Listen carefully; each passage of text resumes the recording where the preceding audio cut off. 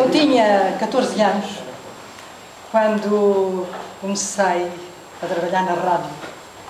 Mas antes disso, já era uma grande admiradora dos programas radiofónicos.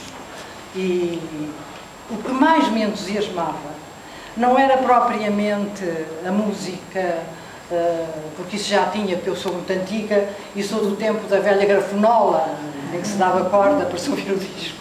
E, portanto, música tinha eu lá em casa e também ia muito ao teatro e às revistas e sabia as canções populares daquelas revistas todas e, portanto, a música para mim era natural. O que me entusiasmava na rádio, nesses anos anteriores, aos 14, era a voz falada e consequentemente, a minha paixão pelo locutor. O locutor era como se me falasse ao ouvido. Eu tinha a sensação que ele só estava a falar para mim. E daí a minha grande paixão pela voz. E passei, não sei se isso teve influência na minha carreira, se não, passei a ouvir tudo o que se relacionava com a voz. E, portanto, já havia também o teatro, alguns pequenos diálogos de teatro radiofónico. Não muito, mas já existia. Isto passava-se em 1938. E como é que eu fui parar à rádio? De uma maneira muito simples. Havia os postos de amadores e havia um que se chamava Rádio Sonora, que pedia colaboração, pedia colaboradores. E o meu irmão, o António Sarmento, que depois também foi ator, está ali o filho dele, o meu sobrinho, portanto, dá-me uma grande satisfação.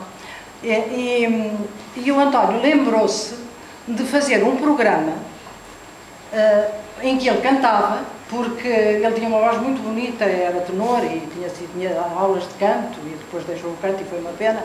E então o António cantava, a minha cunhada, a primeira mulher do meu irmão, a Júlia, tocava piano, porque tinha o curso de piano do conservatório, e eu recitava.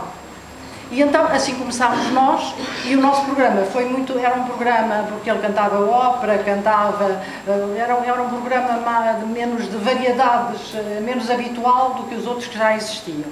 E talvez por isso teve muita repercussão, e foi muito falado nos jornais, os críticos dessa altura, os críticos de rádio, que os havia, distinguiram-nos muito, isso entusiasmou-nos imenso. Claro, não ganhávamos nada com isso, éramos o mais amadores possível, em todos os sentidos bons. Não ganhávamos nada, mas dávamos tudo. E então, foi assim que realmente eu comecei. E entretanto, começámos, nós próprios, os três, a fazer diálogos radiofónicos, que nessa altura estavam então na moda.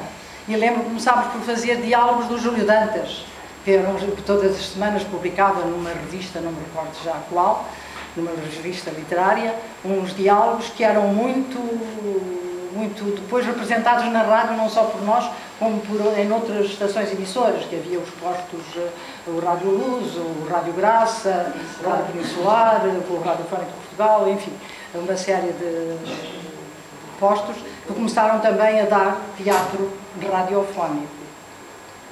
Entretanto, eu tive um convite para ir para a Rádio Renascença, para as emissões infantis do José Castelo, fiz as emissões infantis do Papagaio, onde então conheci a Lourdes Norberto, que tinha 5 anos e falava, não cantava, dizia versos em cima de uma cadeira. Tenho uma fotografia, e ela dizia então versos em cima de uma cadeira. Foi eu que conheci a Lourdes, a Lourdes já era toda transbordante de vida e toda entusiasmada sempre naquilo que fazia e entregava-se toda. E aí trabalhei então, ainda fiz uns diálogos e depois vim para o Rádio Clube Português, para as emissões recreativas do José de Oliveira Cosme.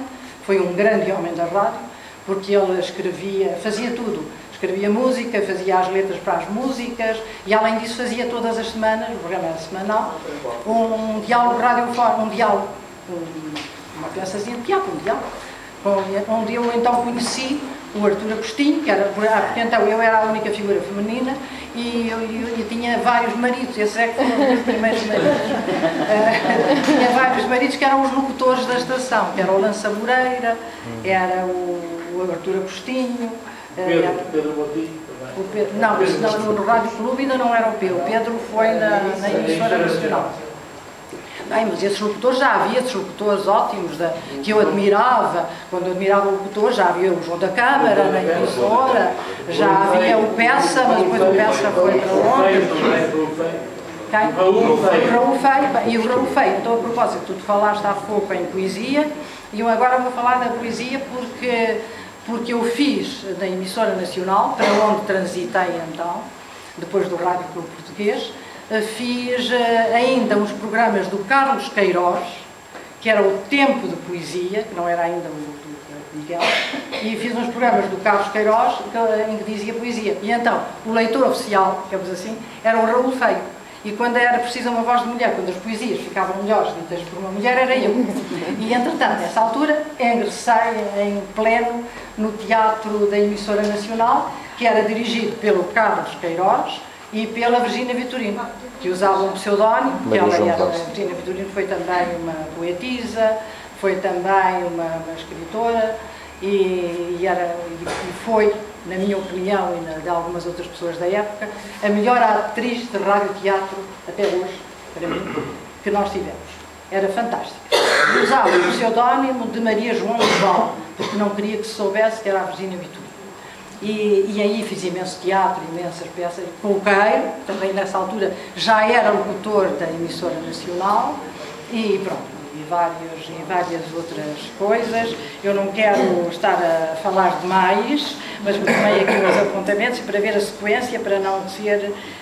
e entretanto falámos da Poesia, Música e Sonho, que foi um programa que teve realmente muito êxito, que durou 8 anos, e era o Manel Helena e eu, que dizíamos os poemas, e entretanto o Miguel também fazia a parte de prosa e havia a música, e onde era importantíssimo, como até aqui também era importantíssimo, mas agora aproveito para falar das pessoas que faziam a parte, a sonorização, faziam a montagem dos programas, os nossos técnicos, que são sempre importantíssimos e que muitas vezes são esquecidos. Porque não se fala só naquele que vai nas vozes, ou no teatro, nos atores que se vê, e não se fala naqueles que estão lá atrás, que sem eles não haveria realmente espetáculo.